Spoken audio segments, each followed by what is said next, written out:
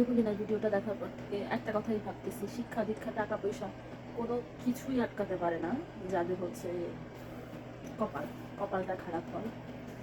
অনেক হচ্ছে অশিক্ষিত মেয়েও শ্বশুরবাড়িতে গিয়ে খুব শান্তিতে সংসার করতে পারে, আর অনেক শিক্ষিত মেয়েও শ্বশুরবাড়ির পলিটিক্সের কাছে কিছুই না, এরা আলাদা লেভেলের পিএইচডি করা থাকে।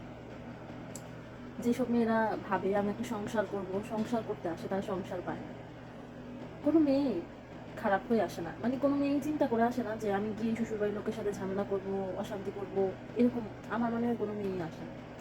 দেবলীনার ভিডিওগুলো আমি প্রায় দেখতাম, কি হাসি খুশি, হাজব্যান্ডকে সবসময় গিফট করা, শ্বশুরবাড়ির মানুষকে গিফট করা, নিজের ইনকাম দিয়ে পরিবারটাকে সাজানো, সব কিছু করতো, সব কিছু। দিন শেষে শ্বশুরবাড়ির স্বামীর সবার পলিটিক্সের কাছে দেবলীনার মতো মেয়েও পরাজিত। সেও সুসাইড করলো, সুসাইড অ্যাটেন্ড করলো।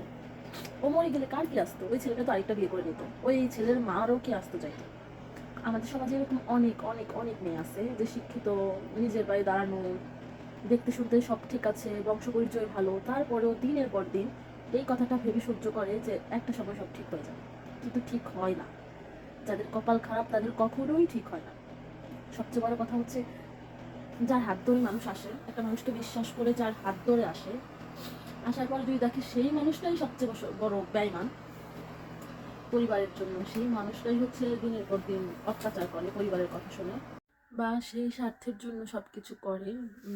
দেবলীনার যে সমস্যাটা হচ্ছে, ও নিজে ইনকাম করছে কিন্তু ওকে শর্ত দেওয়া হচ্ছে যে ওর মাকে দেখতে পারবে না। ভাই, এই শর্তটা একটা ছেলেকে যদি দেওয়া হয়, ইনকাম করে মাকে দেখতে পারবে না, তখন মেয়ের মারা কি চাই? মেয়ের সংসারের সুখ চাই। এটাই হচ্ছে মেয়ের মাদের দোষ। মেয়ের মারা পলিটিক্স বোঝা, সবার ক্ষেত্রে আর কিছু কিছু। এখন অনেকে এসে নীতি নীতি কথা বলবেন, আপনাদের নীতি কথা শোনার আমার একদমই টাইম নাই। আমি দেখেছি, আমার চোখের ওপরে অনেক কিছু দেখেছি।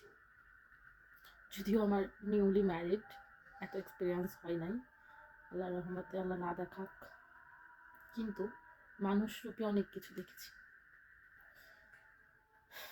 যাই হোক, সব মেয়ে চায় একটা নিজের সংসার, নিজের মতো করে থাকতে, কিন্তু কিছু মানুষ নিজের বেলায় সব কিছুই হচ্ছে পাই টু পাই লাগবে, নিজে সংসার করবে, নিজে সব কিছু করবে। অন্যের বেলায়, নিজে যেমন ওর শাশুড়ি যেটা করলো এরকম। তো সমাজে এরকম অনেক মেয়ে আছে যারা অনেক ভুক্তভোগী, কিন্তু সমাজের ভয়ে প্রকাশ করতে পারে না। তো কয়দিন কয়দিন একজনকে দামায় রাখা যায়? আল্লাহ তো একজন থাকে না, সে ঠিকই দেখাই দিবে। যদিও এটা তার দুর্বলতা না, যারা এটাকে দুর্বলতা মনে করে। দেউলিন আজকে চলে গেলে কালকে কারো কিছু আসতে যাইতো, ওর মায়েরই কোল খালি হইতো।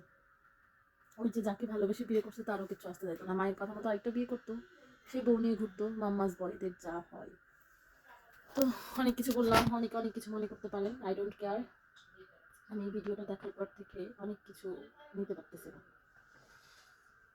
সবাই ভালো থাকেন, সুস্থ